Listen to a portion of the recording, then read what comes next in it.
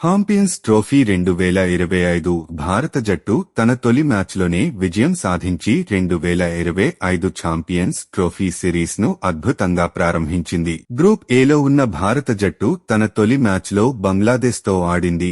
ఈ మ్యాచ్లో బంగ్లాదేశ్ టాస్ గెలిచి ముందుగా బ్యాటింగ్ చేసింది. వారు భారత జట్టు బౌలింగ్ ను ఎదుర్కోలేక 49.4 ఓవర్లలో 228 పరుగులకు ఆలౌట్ అయింది. భారత జట్టు స్టార్ బౌలర్ షమి తన అద్భుతమైన బౌలింగ్ తో 5 వికెట్లను పడగొట్టాడు. టీమిండియా విజయం సాధించడంలో కీలక పాత్ర పోషించాడు. అనంతరం బ్యాటింగ్ కు దిగిన భారత జట్టు 46.3 ఓవర్లలోనే లక్ష్యాన్ని సులభంగా ఛేదించింది. భారత ఆటగాడు శుభ్మన్ గిల్ అద్భుతమైన సెంచరీ 101 సాధించాడు. ఈ విజయంతో భారత జట్టు గ్రూప్ ఏ పాయింట్ల పట్టికలో రెండో స్థానాన్ని దక్కించుకుంది. టీమిండియా ఒక మ్యాచ్ ఆడి 0.408 నికర రన్ రేట్తో 2 పాయింట్లను కలిగి ఉంది.